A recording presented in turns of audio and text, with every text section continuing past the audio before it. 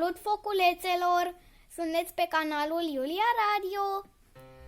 Eu astăzi v-am pregătit un filmuleț mai special, deoarece mâine este Halloween. Eu am aici pălăria mea cu dovleac. O să o vedeți și în următorul filmuleț. Și mai avem aici mascota canalului nostru de YouTube. Iar aici mai avem încă un desen decolorat, care este făcut de mine.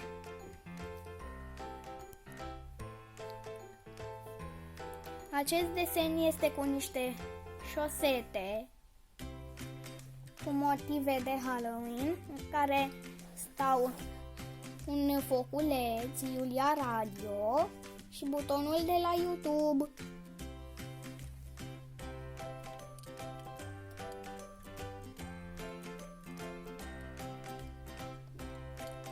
Iar acum haideți să începem.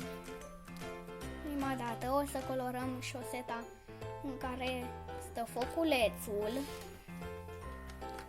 O să îi facem întâi fundalul.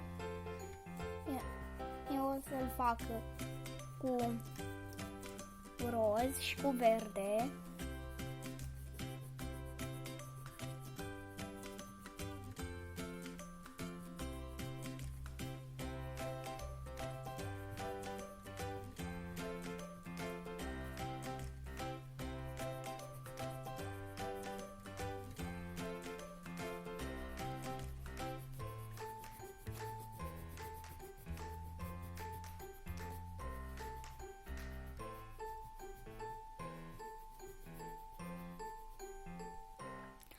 Deci, între timp am terminat fundalul șosetei.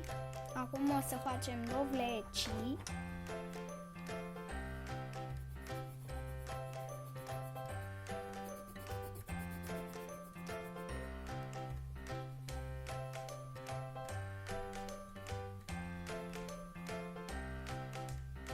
Deci am terminat și dovlecii. Acum o să colorăm foculețul.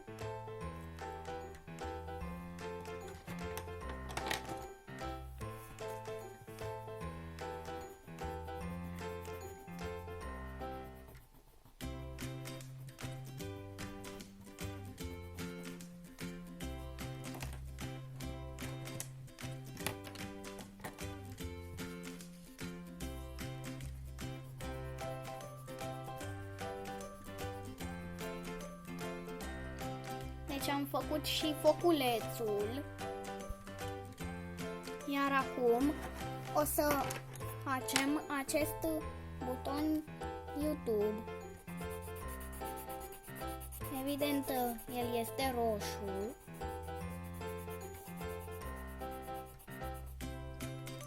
Bun, deci am făcut butonul YouTube. Acum o să facem această șosețică. O să-i facem fundalul mov.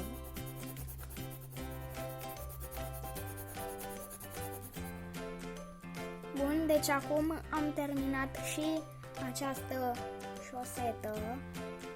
Acum o să colorăm arcadelele și bomboanele de pe ea.